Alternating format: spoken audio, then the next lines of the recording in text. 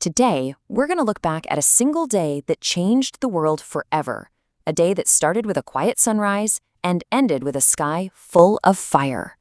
You have to remember, in 1941, for most Americans, the massive wars burning across Europe and Asia, they felt like they were a world away. America was officially neutral, clinging to a very fragile peace. But under the surface of all that calm, huge forces were in motion. Out in the Pacific, a storm was gathering, a storm that absolutely no one in America saw coming. To really understand the true shock of what happened, we have to go back to the moments right before that storm broke. Picture it. The date is December 7th. We're at the U.S. Naval Base at Pearl Harbor, Hawaii. It's a gorgeous, warm Sunday morning. The air is still, everything is quiet. On the massive battleships of the U.S. Pacific Fleet, life was just normal. It was a typical Sunday. Sailors were off duty, kicking back, maybe writing a letter to family back on the mainland, or just grabbing some breakfast. There was zero sense of danger. Everything felt perfectly, terribly normal. But at that exact same moment, hundreds of miles away, an enormous and hostile force was cutting through the ocean waves, its purpose completely hidden by the sea.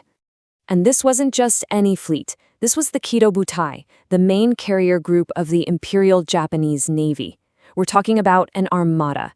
6 aircraft carriers, battleships, cruisers, all carrying over 400 aircraft. And for days, they'd maintained complete radio silence. They were a ghost fleet, closing in on their target. And their mission? Well, it was as simple as it was audacious. They were going to deliver a knockout blow to the U.S. Pacific Fleet in one single devastating surprise attack. The whole point was to wipe America off the map as a naval power in the Pacific, clearing the path for Japan's own expansion.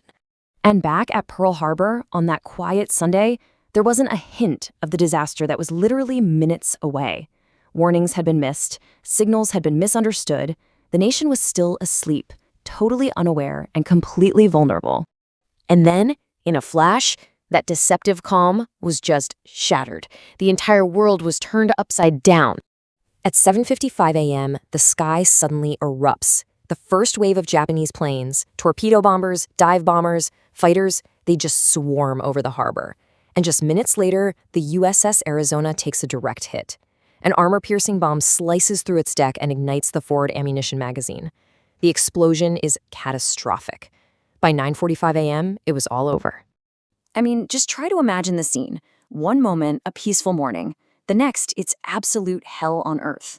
The scream of diving planes, the thunder of explosions, giant columns of black smoke are choking the sky as the heart of America's fleet is burning. For the sailors on the ground, it was just pure, terrifying chaos. That explosion on the USS Arizona was so massive, it actually lifted the 33,000-ton battleship out of the water. Over 1,100 of its crew were killed instantly. They were trapped inside that sinking inferno. The ship became their tomb.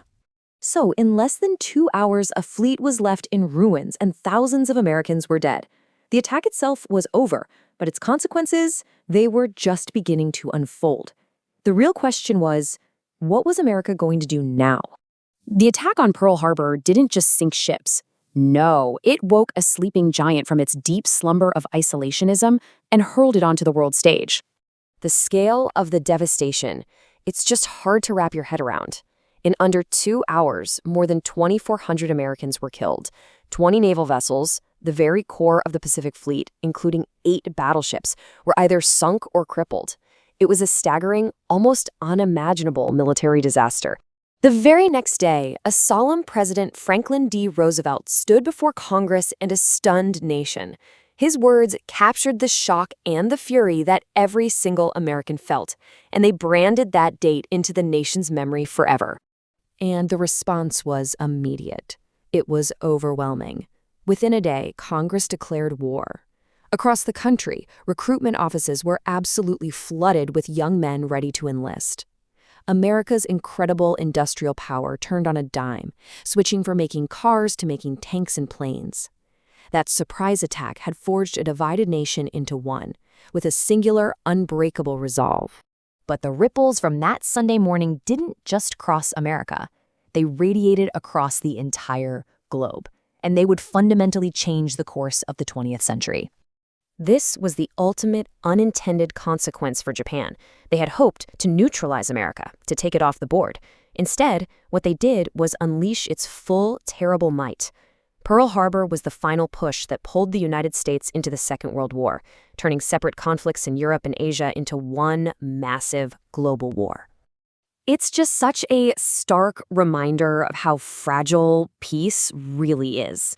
How one single calculated event can redirect the entire river of history in a new and often tragic direction. The world after December 7th, 1941, was a completely different place. So why does this one day, all these years later, still matter so much? Because the story of Pearl Harbor isn't really just about ships and bombs. It's a profound lesson. A lesson in preparation, in consequences, and in the unbelievable human cost of war. It reminds us that history is never really in the past. Its lessons are always right here, with us, waiting to guide our future.